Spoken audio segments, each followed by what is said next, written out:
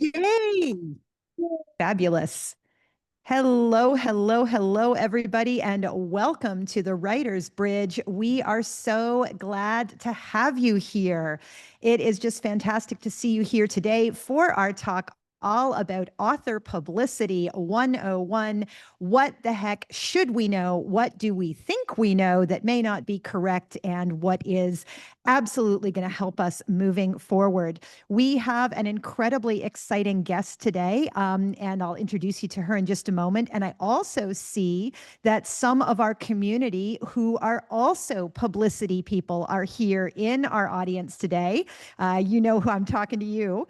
And we are so glad you're here as well. And so do feel free, everybody, to chime in on the chat with what you know about publicity, what you want to know about publicity. And just warning to those of you who I already know, it is entirely possible that I'm going to go, yo, can you chime in for a minute? So like if you're folding laundry or whatever, don't be on panties at exactly that moment. Just saying. So welcome, everybody. We would like to invite you to drop into the chat. Where are you coming from? And I would also like you to do one more fun thing, which is imagine your book, your novel or memoir has been sold to the movies. You are going to the premiere. Who is the amazing actor or actress playing your lead character? Whether that is you or the lead character in your novel, you're on the red carpet. Who are you wrapping your arm around and taking a photo with? Let us know that in the chat, and also let us know where you're coming in from, because we love to see where everybody is coming.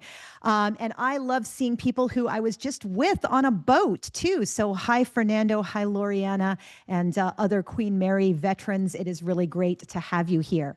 Let us know in the chat as you're joining, where are you coming from and who is going to play your lead character, whether that is you or the lead character in your novel, in the movie version of your, by then, best-selling book. So folks, you have written a book, or you're writing a book, or you're in the process of a book. Congratulations. It is awesome just to say, hello, I am a writer. This is who I am. This is what I do. Now comes the fun part, convincing the world to actually read it. Now, our special guest today is professional publicist Shanetta McDonald. She is going to demystify the often overwhelming world of book publicity, starting with, well, why the heck does press coverage even still matter in the digital age? And how does that translate into actual readers and actual sales?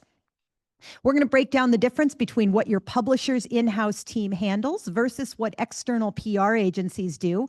We're going to figure out what you can tackle yourself and when it's worth hiring help. And you'll also learn to build your own roadmap through the publicity maze with practical strategies that are not going to break your back or break the bank. We've also got a free book media launch timeline and checklist coming for your way. It is a special gift from our special guest.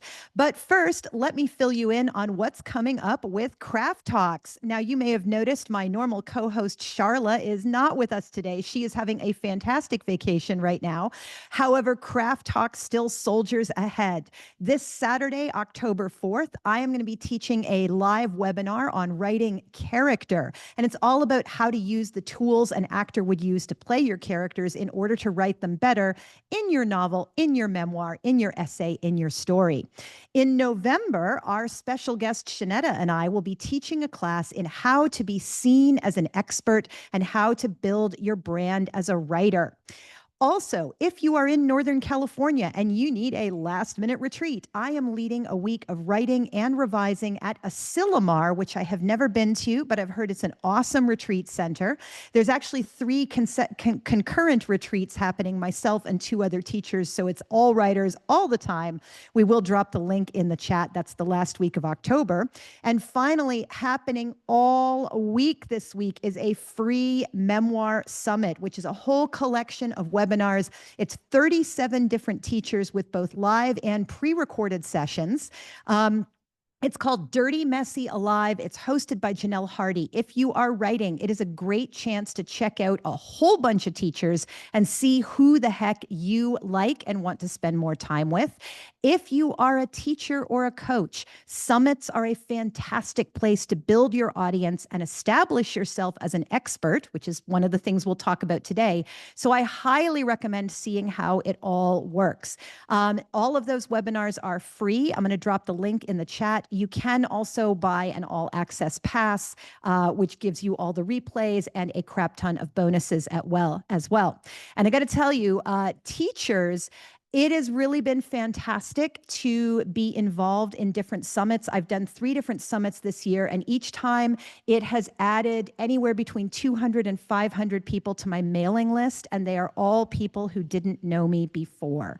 So if you are teaching, I strongly suggest that you check out this or any other summit you can get your hands on. See if it's something you want to be involved with, because it is a great way to reach a new audience. Our guest today on the Writer's Bridge, Shanetta McDonald, is the founder of the Giselle Agency, which is a boutique PR agency dedicated to supporting women, BIPOC, and queer authors with intentional, story and mission-driven book launches. With over 16 years of experience, she has spent her career challenging societal norms and shifting cultural conversations. In addition to her communications work, Shanetta's writing has been featured in Allure, Refinery 29, HuffPost, Essence, and Well and Good.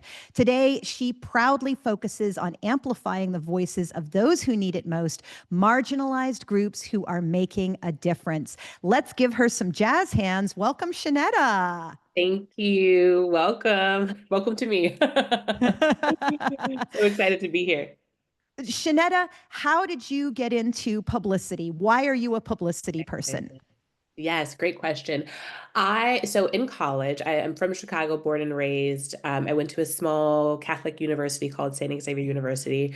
Had a bunch of different majors, and my last year I took a consumer behavior course. And I took this course and it just sparked this curiosity in me to learn more about why people purchase and do the things that they do. And I ended up switching my major to marketing and business management after, I mean, I went from like computer science to a bunch of stuff that I just didn't have an interest in personally. And I didn't know what I wanted to do. I Googled careers in marketing. I was like, okay, I like marketing. That's something I can rock with.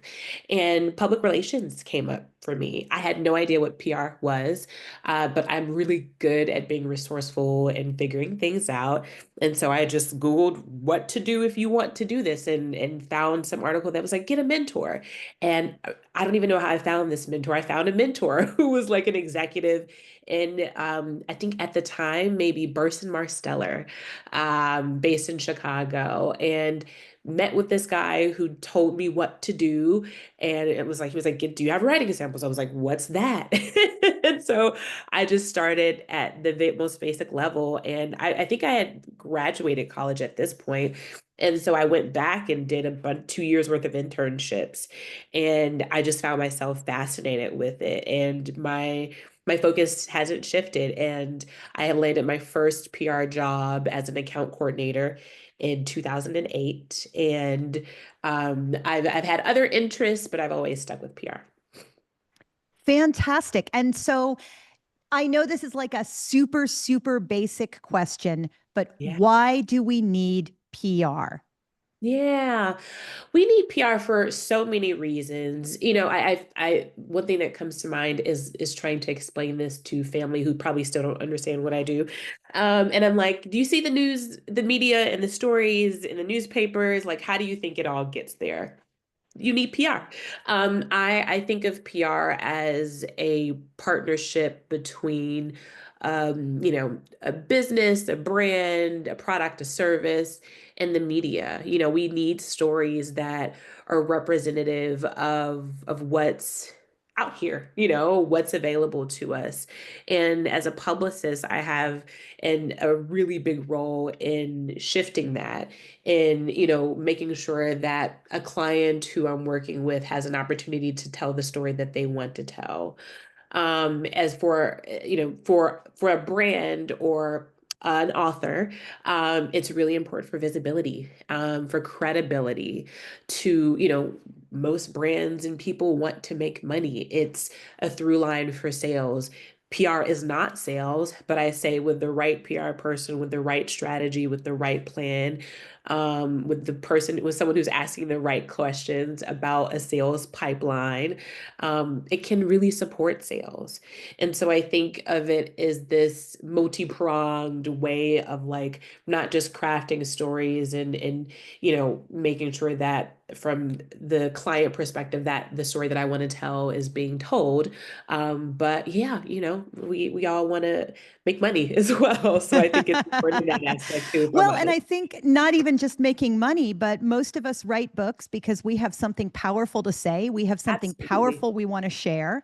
And getting the word out there about our work is how we reach those people who need to hear from us, those people who need to know, hey, I'm not the only person who feels this way if you're writing a memoir, or the people who need that afternoon of entertainment or thrills or eroticism or whatever it is that you are bringing into the world. We want to get it to them. Yeah. Shanetta, I have always heard a distinction between publicity and marketing is stuff you purchase, like an ad or a flyer or a commercial, and publicity is stuff that, while it may have taken a paid person to obtain it, you get it for free. Like, I don't pay to go on a podcast, I don't pay to have a newspaper article written about me. Is that a distinction you make? Am I off base on that? That's a great way to describe it, and I can go into that a little bit deeper. PR is unearned media. Marketing can include some unearned, but mostly earned media. I also say that PR and marketing are not the same thing. PR, for the most part, is strategic. It's pitching to media. Marketing doesn't pitch to media. So, in marketing can include social media. It can include paid ads. To your point, it can include advertising. Marketing is a lot more broad, but publicity, usually the bulk of it, or the meat of it, is really just pitching to media. And how you go about that is traditional or non-traditional media. There are a number of different ways. That's where it gets a little more complex. But yeah, there are two different things. And I was having a conversation last week with a marketer. She's a new client that I onboarded, but she has a background in marketing, and she was like, which I agreed with, is that if you have someone in an organization who is overseeing marketing and PR, that's not the best idea. Those are two very distinct roles. That person is probably being underpaid also. And they also probably should report to someone a little bit different. So I think the way people think of marketing and PR, sometimes they lump them together. I say separate them, make them very, very distinct. So we all kind of have this image in our heads that there was an era of book publishing where books got like champagne at their wonderful bookstore launch, and the author was flown around the world to appear at different festivals, and they were feted and they got reviews in excellent places. I don't think this was actually as common as we think it was. I think it mostly happened for some very selected, primarily white male connected writers, people with wealth, people with connections. I don't think it was as much of an ecosystem as we all tend to think it was.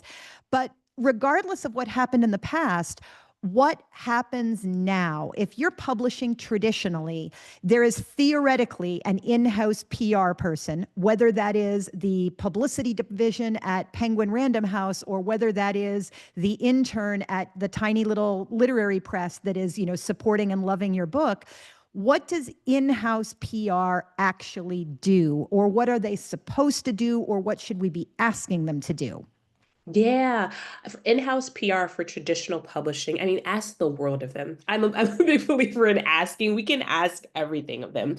But the reality is, and I actually just wrote an article for a friend, Jane Friedman, about this. The reality is that they are stretched. So if you decide to go the traditional publishing route, there is probably an in-house PR person dedicated to, and they're amazing PR. They're PR people like me.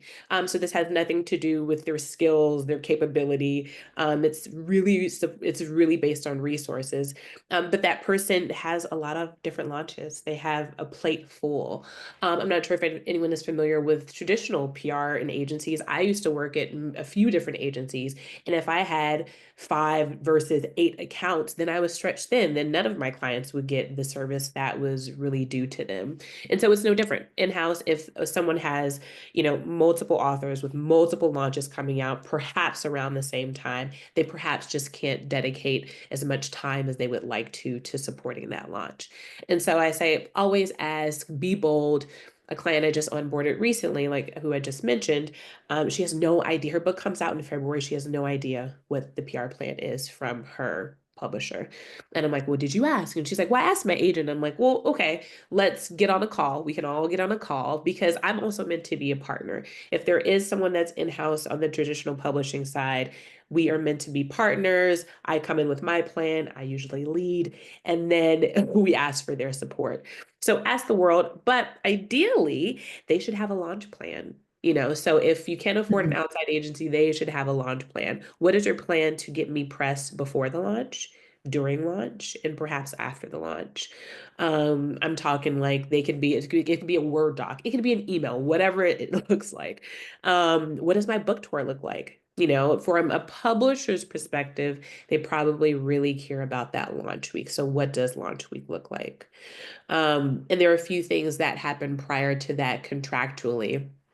What I'm learning is some publishers cover the cost of book tours, some don't. And that would have been ironed out in a traditional publishing contract. But if they're covering the costs, what's their plan? Who are they reaching out to? Where do you want to be that launch week? There's so many things, there's so many nuances in the timelines that I will share after this, or that you all can sign up for and to receive. There's a lot more detail, but to sum it up, I'd say ask the world what's the plan before, during, and after. And And let me add a quick question to that. We've got a great question in the chat from Jan who asks, when is it appropriate to ask the house PR team about the launch plan? Her book is due out in early May. At okay. what point should she be getting in touch with the house PR plan? Now, yep, I'd say now. I come on board and I recommend at least 6 months out before a launch, but the sooner the better. I think it, even just by asking earlier, and obviously you have more than 6 months, but the holidays, December is like, just cross that off. It's just, I would just ignore December It's an because empty space in the it, marketing calendar. it is. It's just, publishing teams are probably signed off. So vacations, media, they're kind of clocked out. They have all of their stories kind of baked. And so you technically have 6 to 7 months. But I would say sooner the better, because I would say even for all industries, I'd say once you hit Thanksgiving, it's a bit of a hard time to get any traction. So if we've got the people in house who have a job and they do it, now, if you were an author who was hiring an external PR agency, and don't worry, folks, we are totally going to get into money on this talk. What would you expect your publishing house to handle, and what would you expect your personal person to handle? How do you sync them up together? That's a great question. I would start with, so ideally, the publishing team has already started to pitch. That's not always the case. So I usually start with the publishing team. Hey, what are you guys working on? What's the plan? What are you working on? Bring in the PR person, they can fill in the gaps, they can go above and beyond. One thing I always say is that a publisher is responsible and their priority is the book. They care about the book. If you are in particular a nonfiction author, they don't have much skin in the game to get you traction after that book has come out. So, and I know we're doing a whole talk on that in November, so sign up for that. That'll be exciting. But their priority is like, let's get this to launch week, and then the support and the interest kind of fizzles out. So, an extension of that would be an outside agency. I care about you so much before, so much after. I care about not just your book, but also building up your profile, your credibility visibility as not just an author, maybe you're a business person, maybe you're an expert in another space. I care about all of those different messages. And so my pitches are a lot, they're more vast. There are so many different angles. The book is always a part of that because we always want to draw attention to the book. But I am getting you publicity and visibility around who you are as an expert. Mhm. Because if you're an author, regardless of fiction or nonfiction, you're an expert in some space. And so I want us to start thinking about, okay, I'm an expert. What are some different areas I can start to push that message in? So, would Um, it be accurate to say that, let's say that I am lucky enough to score a deal with Random Penguin, their in house publicity goes, hey, here's this book. You guys would love this book. You should talk about this book. And my personal publicist goes, Allison would be a great guest on your podcast. Or is it not that defined? It's not that defined. It really depends on the relationship. So, for example, I came on board for a client who is a nonfiction author. They were with Hachette and already had I was introduced to that PR person. They already had a list. I had my list, and it was a bit of tag teaming. It was like, okay, where do you have the best relationships? And I can talk about relationships later because that's a whole other thing. And I was like, okay, well, I mean, I have some relationships here, but this is who I'm most confident in being able to secure. And so it really came into play, us just really tackling all areas. They were also responsible for the book tour. I had nothing to do with the book tour. They also had a lot more trade publicity because, they, as a publisher, they had a little bit more relationships in the trade space. And so I let them handle that. I handled all consumer. I'm a broadcast person. I love broadcast. So I was like, I can handle all of this. And so we just really worked really closely together. So it depends. It's not as black and white. So, as an author, what can we do on our own to give our publicity team a head start? And I can speak for myself. When I put together 7 drafts, I knew that my very small publisher did not have a fantastic PR team. I think they barely had an intern who sent out some press releases. And so it really was up to me to contact everyone who I knew had a podcast and go, hey, I would love to be on your podcast. Everyone I knew who had a larger Instagram following than me and say, hey, can we do an Instagram live? But I know that even if you're not, and it sounds arrogant to say it, but even if you're not as connected as I am, kids, what can we as authors do that puts us in a good position to start? Should we be making sure we have a website? Should we be, how do we get ourselves ready? Yeah, I think of a few things. Number one is visibility on social platforms. Doesn't have to be all of them. Where do you shine? Where do what feels good to you? I have some clients who the nonfiction client I mentioned earlier, who I work closely with Hachette, her team at Hachette, LinkedIn. She doesn't have any other platforms, but she is like one of LinkedIn's top, I don't know, 20 people or something like that. And that is what she focuses on.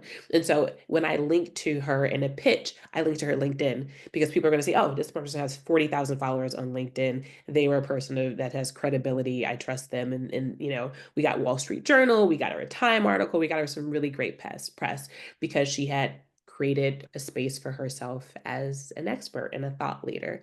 And so I think platforms, wherever that feels good for you, wherever you think you can shine. Website, that's important, but it can be simple. I love good branding aesthetics, and so I spend a lot of time on my websites, but it can be really simple. I would say that prioritizing a social platform is a little bit more important. And the third piece is consistency as far as messaging. So who are you? What's your, one sentence of this is what I do. This is, what I focus on. Again, I believe we're all experts no matter what type of body of work that we create. And so I think that really helps me in pitching. It'll help you in pitching in conversations like this is what I focus on. One book I always talk about is Stash My Life in Hiding by Laura Cathcart Robbins. It was a memoir released in 2022, I believe. Laura's a friend I also just interviewed on my podcast, but she started off, she's like, I had no dreams of being an author, but I wrote this piece about my life and it just evolved. She was a podcaster. But what bubbled up was her book was about her recovering from an Ambien and alcohol addiction, as a Black woman. And so she became, her sweet spot evolved into her becoming a speaker and an expert on sobriety and addiction. And so she didn't necessarily think of herself as that initially, but that's what she did. And that's what she gets paid to speak about. And now she's evolving into writing so many books and fiction and a number of different exciting things. And since But she's evolving, this is why we as authors need to have a website that is an author focused website, yeah. not a book focused website. It's very important that your website is able to evolve and grow with you. And yes, you need a website right off the bat because it is your online business card where people can find you, where people can look up and see who you are. It doesn't have to be fancy. It doesn't have to be expensive. We've got recommendations for WordPress and Squarespace in the chat. And all you really need is a bio, something that says, this is what I care about, and a good, clear headshot and links to your socials and a way to subscribe to the newsletter. Even if you don't currently have a newsletter, start collecting those email addresses because you're going to want them sooner or later. Your headshot needs to be a headshot that you would be delighted if an editor, like say me posting on the Brevity blog at the last minute, needed to grab your headshot real quick and post it immediately online. So every headshot on your website needs to be a shot you're really happy with. You also need a bio that is very easily found and very easy to copy paste. This is something where Michelle Cutler is doing a workshop for Craft Talks on telling your story online. There's going to be a great blog on that she wrote that we're posting on Brevity in a couple of days. And Michelle, do pop that link into Craft Talks into the chat as well. We also really want to stress that consistent social platform, somewhere where your audience spends time and where you can regularly show up. Now, some of you may have noticed I haven't been on Facebook since June, and that's because Facebook had a worldwide AI-driven purge where they removed a whole bunch of accounts for no particular reason. AI just decided. I'm currently involved in a lawsuit on whether or not I'm going to get my Facebook account back. Whee!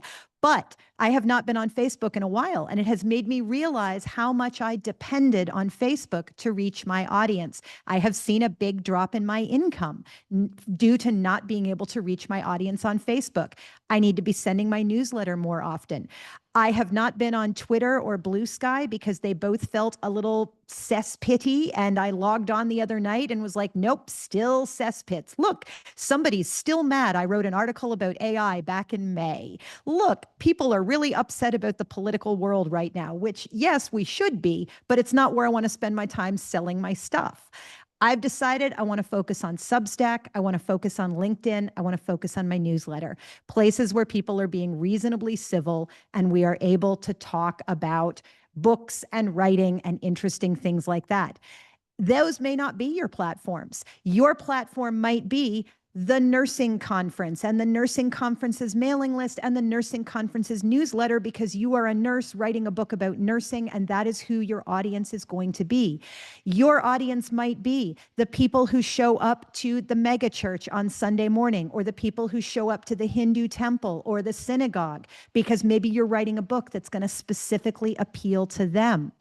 You just want to make sure that you're able to turn up regularly doing stuff you actually enjoy. In November, we're going to have Lucy Frost on the Writer's Bridge. She went from 0 to 100,000 followers. She is well in midlife, and she did it by talking about stuff she was curious about on Instagram and showing up every day for 4 years. But it wasn't boring and horrible for her because she actually enjoyed doing it. I'm going to pivot here, Shanetta. We've got some great questions in the chat. And of course, the number one thing we all want to know is how much does it cost if we're going to hire a publicist? What should we expect to pay? Yes, great question. The prices range. I would say for a good PR agency or a contractor, anywhere between $3,000 to $6,000 per month. I'm on the lower end of that because I work with a lot of marginalized groups. But yeah, most of them are month to month. I'll rephrase that. I do a 3 month package. A 6 month package, which is where most of my clients sit. Some PR agencies only do year contracts. I think it varies. I also have worked with some folks who only focus on podcasting and they do a pay per get type of, I get you X amount of hits and you pay me per hit, which is really interesting. And so yeah, it really ranges, but I'd say in that 3 to 6K range per month. Timelines vary though. How long in advance do we need to book a publicist? Like, can I call you up and go, "Oh my gosh, my book is coming out in 6 months. I need you right now." How long in Yeah. advance time do we need? Yes, I recommend 6 months. That's ideal. Again, this client I just onboarded a few weeks ago. Her book comes out in February, so we're good timing. And the reason why I recommend that 6 months is number one, it takes time to perhaps connect with the publishing team to get an idea of what they're working on, for me to build my strategy out, for me to learn the author, the brand, or the business, and also to start long lead outreach. So believe it or not, there are still some magazines that actually still do print. Most don't do print monthly, some have quarterly issues, but if someone wants a print story, I need at least 4 months to pitch them in hopes of getting into their print issue. So depending on the type of story, the author, if it makes sense, then we would need to come on board about 6 months before. But I've come on board 3 months before and we've gotten some great results, so it varies. And in terms of planning in advance, this also gives us an opportunity to get references and see how the publicist's clients are doing in the world. There is a hybrid publishing company that is fairly well regarded that does really beautiful book covers. And a friend of mine was working with them on her book. She also hired their in house publicity team. She paid $20,000 for 3 months of publicity, which is high, but not outrageous. What was outrageous was that they were sending out press releases that had typos in them, and they had given her a list of magazines to pitch that was something she could have gotten for herself by picking up the annual writer's annual thing in the library. They were things like Dog Fancier's magazine on there, and her book was not about dog fancy at all. When I looked up the company on Glassdoor, which is a site where people review their employers, there were a number of people who posted things like, "I was an intern and they told people I was a publicist with 6 years of experience and then screamed at me when I didn't get any publicity." So you want to make sure that you are actually getting someone who you can get some references on. Shanetta, our next question here from Diana. How do we pivot or change or adjust with changes in media and social marketing? What is going to sustain us through needing to shift platforms? Yeah, I think really being clear on you and your message. The media landscape is always evolving. I'm sure we have been aware of the chaotic news cycle for at least the past year, probably since COVID, if not longer than that. And I think there are times where it's difficult to cut through the noise, and there are times when it's not. And so I actually think paying attention to what's happening in the news is really helpful.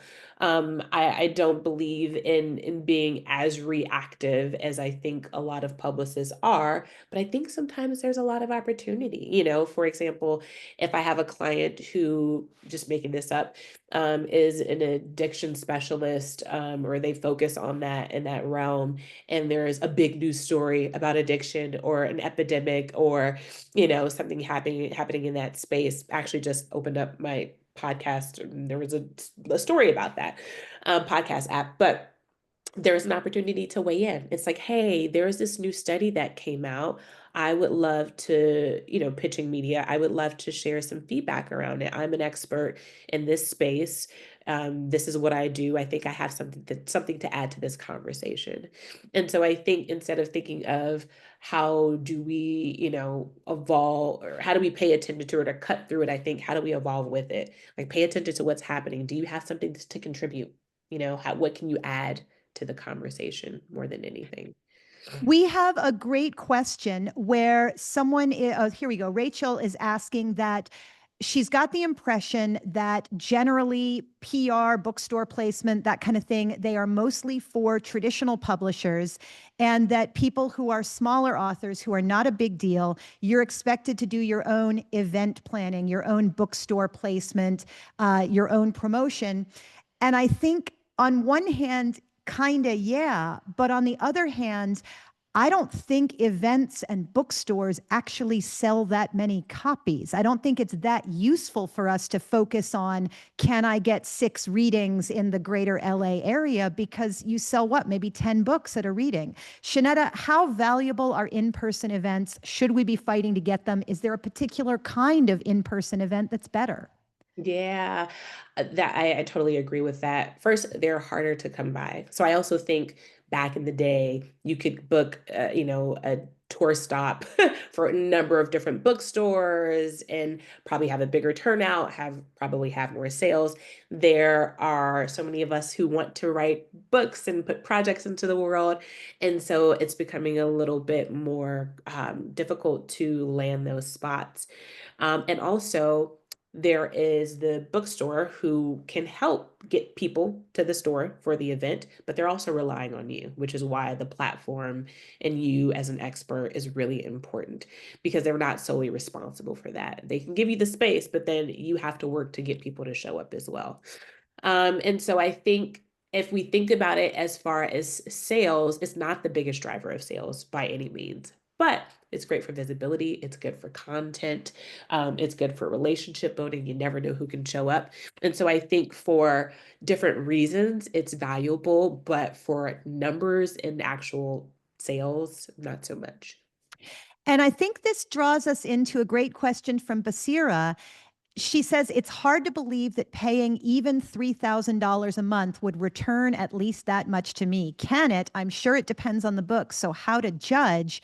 Shanetta, if I was spending $3,000 a month to promote my book, I would not expect to make any of that money back at all. I would expect that it's going to raise my profile overall and help me get more gigs, speaking, teaching, coaching, etc. Should we expect any kind of return on our investment if we hire a publicist?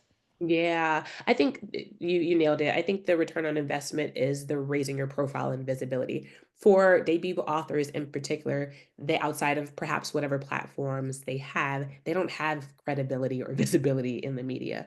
And so it really creates that, it builds it gets momentum going, and it leads to other opportunities for all authors that I know, whether I've worked with them or not. The press that they have gotten have just led them to other opportunities, like you said. So speaking opportunities where when you get more experience, you can charge good fees that are sustainable. Big stages, events, relationships. It's really one of those things where if you look at it just from, okay, how many sales did it get me or what did it get me in this short period, it may be a little short-sighted. So expanding your view as to, okay, this is perhaps something that you should start to consider. What's your goal as an Yeah. author?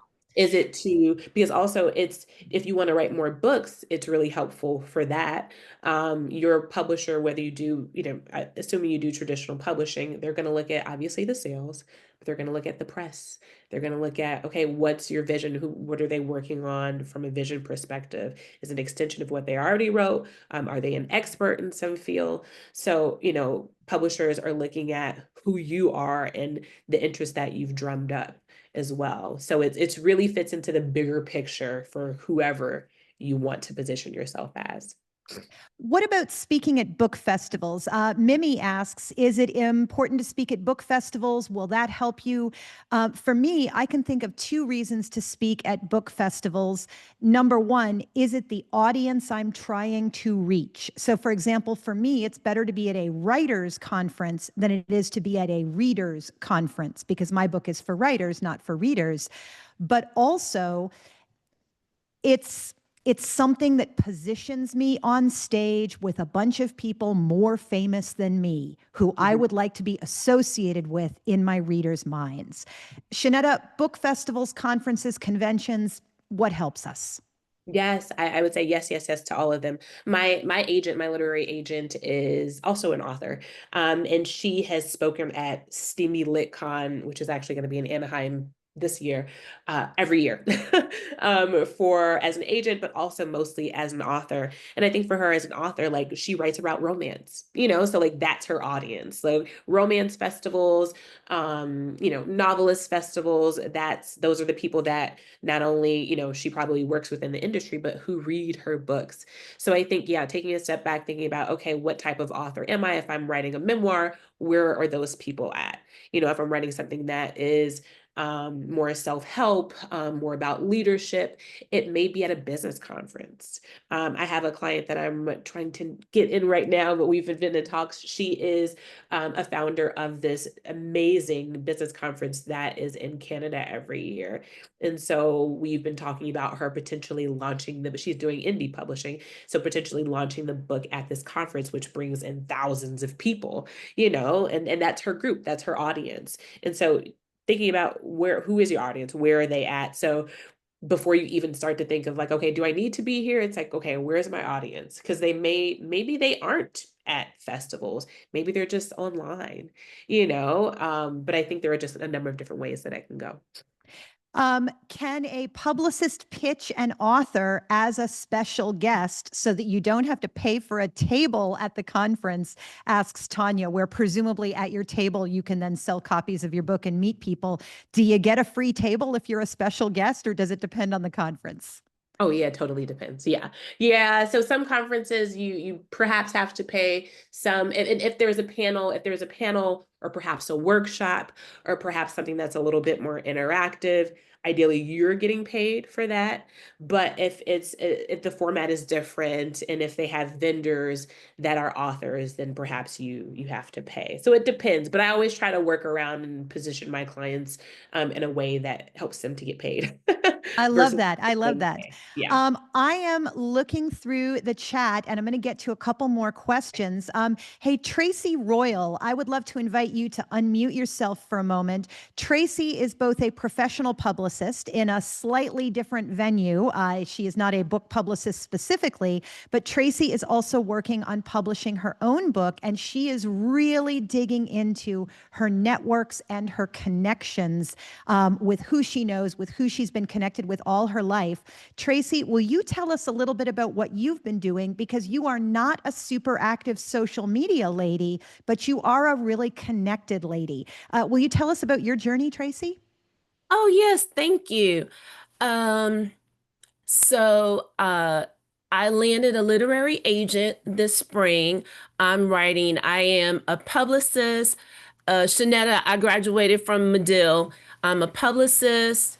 I'm writing, and I'm also a CEO mentor. So I'm writing a book targeting Black businesswomen on the tricks of the trade that I've used. I've worked with a variety of athletes as well as small businesses, but I'm well connected. So understanding my target audience, I'm already doing outreach. I'm a graduate of HBCU Spelman College, so I'm already contacting associations that are made up of my target audience. So anything for where you find Black women. So for me, they're in social organizations, they're in sororities, they're in business organizations. I also, as a CEO mentor, I am at business conferences. So everywhere I go, I've identified contacts into those organizations. So I'm finishing up my book proposal and writing the first two chapters. I just got my outline and the title approved by my agent. So in my proposal, I'm kind of calling them like ambassadors, letting them know the contacts that I have because I sit on a variety of boards. So I'm listing these people have contacts with these different organizations, and I'm listing the membership in those organizations so they can see the breadth. So for example, if I go back to reunion at my college, I can reach 5,000 attendees right there. Maybe there's an opportunity to put my book in the bag. So when you think out of the box, Yeah. think of PTA, wherever your target audience and the books they're reading, not just in your genre, but they're reading other books, where do you find them? Are they in women's organizations, book clubs, are gardening? Really kind of get out of the box. And then there's conferences, there's chapters. So you can almost build a profile of how you're going to reach them. And then I always challenge my clients, who do you know? You never know. They might know somebody at the radio station. They might know somebody at the newspaper. Start to create a target, like podcasts, digital newspapers, and then think of who do you know. And LinkedIn can show you how many connections you have to get to that person and really start to build, because they're looking for support and help in the book proposal. Like, who do you know? How are you going to reach them? And you can show you got your own community. So that's what I'm doing. Thank you. And I think that ties into a question we had in the chat too from Phyllis. How do you figure out where your audience is? Like, how the heck do I know if they're online or at conferences? And this is the power of the comp author. So comp titles are what we put in our proposal to show that there's a market for our book. They've got to be published within the last 3 years. They've got to be good sellers, but not superstar bestsellers. There's a whole bunch of rules. Comp authors can be anyone. They are the people you want to be shelved next to. It helps to physically walk into a bookstore or a library and see who else is on that shelf. It helps to look up those books on Amazon and see what's suggested as readers also bought. And then you look up those authors and you look at, are they speaking at book festivals? Are they sending out a newsletter every week? Are they teaching classes? Are they showing up at conferences that are not book related? Because their behavior has been tested by people who have been doing this longer than you and get paid more than you. And so you can copy their behavior, and that helps you find your audience. Shanetta, what would your first piece of advice be to someone who feels like, I don't have a platform? So for example, Andy asked in our chat, is her memoir proposal going to be mostly about purchased marketing because she doesn't really have personal visibility yet? What kind of advice would you give us when we're at the beginning? How do we start? Yeah. Well, I think Tracy raised a good point. I think sometimes we think of um, connections as they relate to online. And so if you don't have a platform online, think about offline. When I think about, okay, who are the 5 closest people to me in my life? One is the SVP of marketing at an apparel brand here. He can help me with something. I don't know what. He can help me with something as it relates to publicity or being an author. I have another friend who has some connections with celebrities here in LA. And so I think really getting really close. Okay, who do I know? Who do I know in my real life? I guarantee you, and I actually did this workshop for myself, of like writing down 10 people. Look, it says look around you. Who are 10 people that you know right now in your life? We all know at least 10 people who can help you, who can help move your project farther along.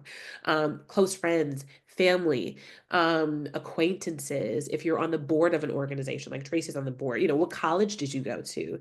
So I would start really, really small, because if you decide to create an online platform, that takes time. I still suggest you do it. Pick one platform that interests you, that you think your audience is at based on the comp titles of comp authors, and then go for it. But as that's being built, think about who you know. Just literally look around you.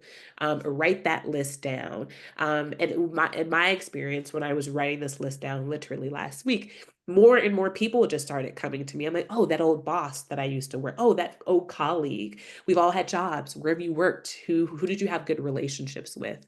Get really clear on that. And I think that'll be a good starting point. We've got a great left field question from Sujan.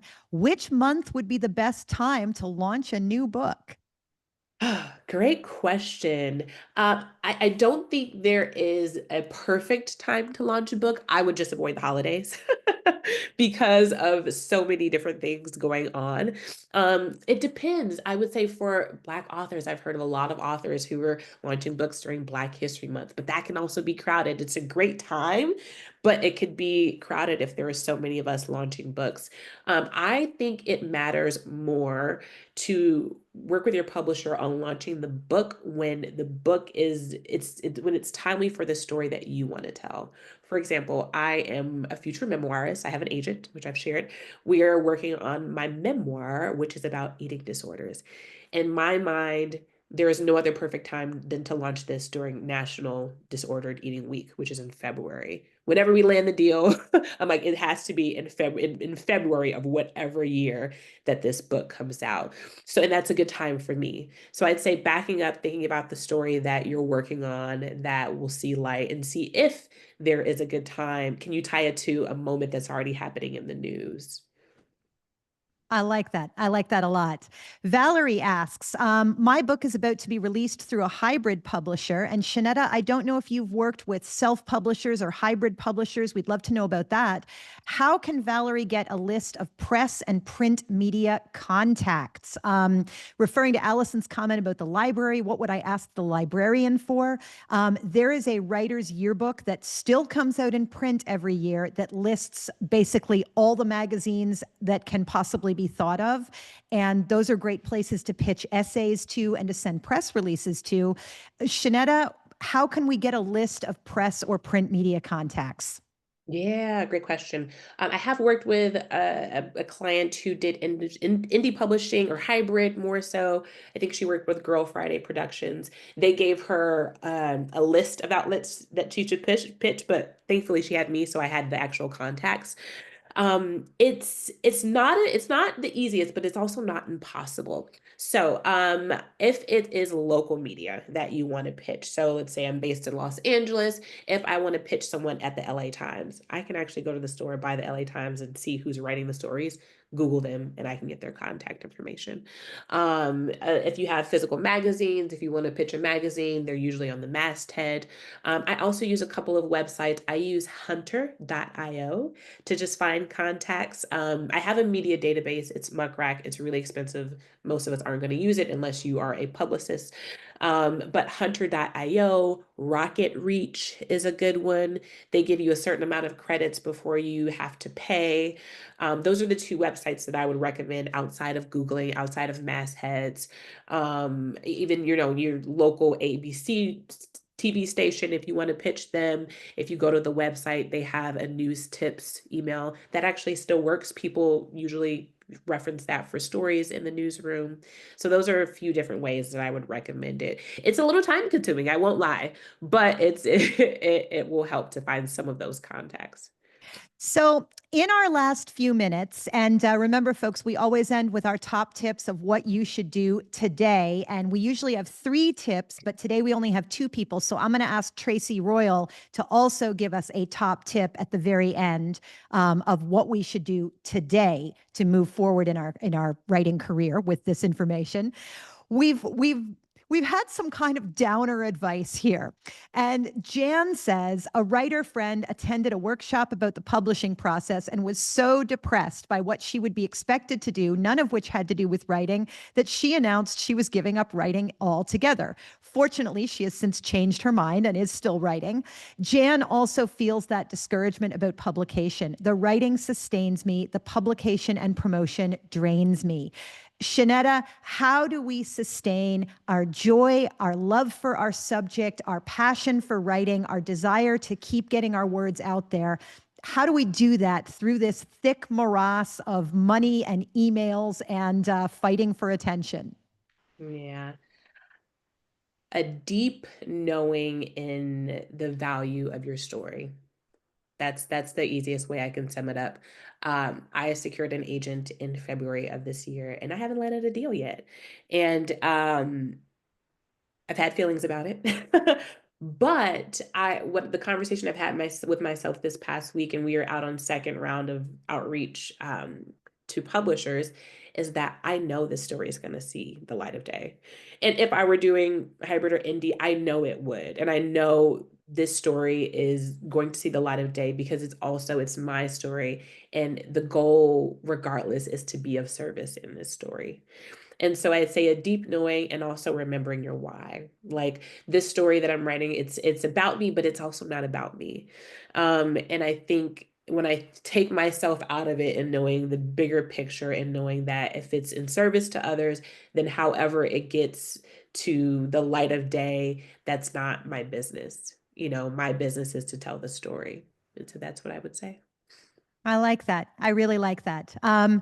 I would also say that knowing who the audience are is a big part of it, because there are people who they're in this to make money. They really need to sell 10,000 copies of their romantasy book this year, and they need to write another romantasy for next year.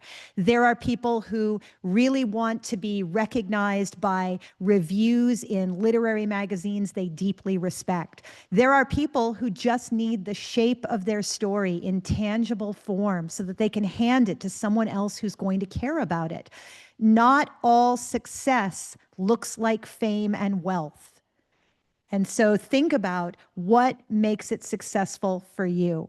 Is it important to you to reach particular readers? Is it important to you to reach a particular community?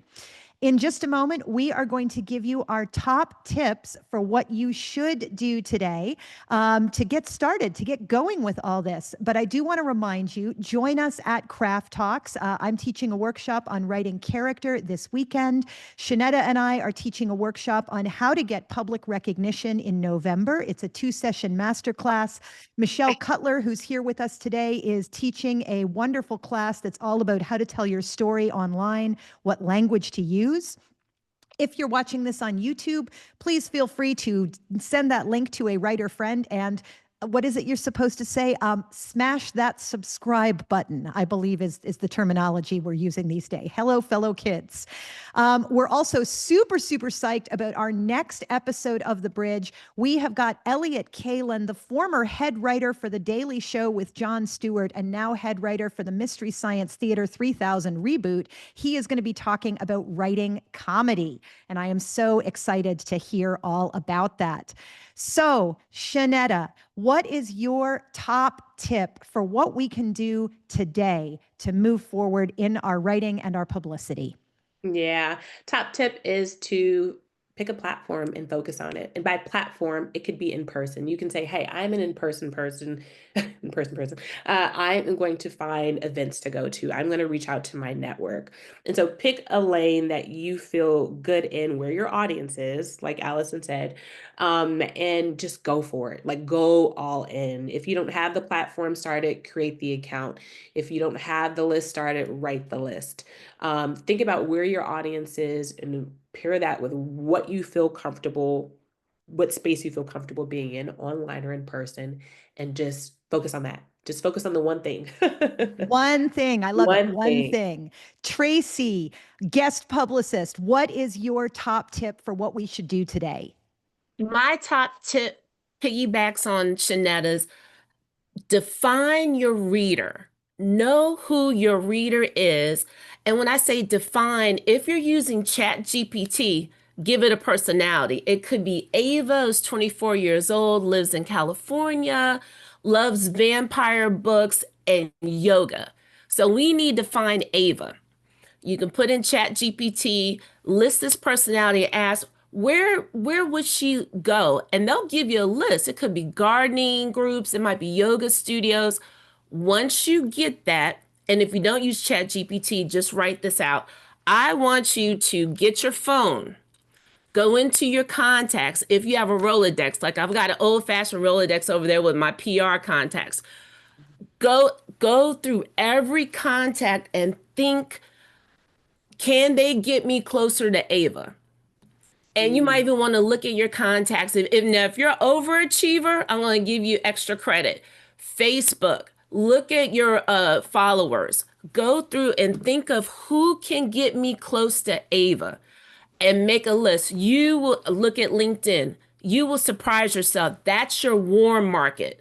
And those are the people you can start sharing your book with. So define your reader, identify where he or she is, and then let's find who can get you closer to your reader.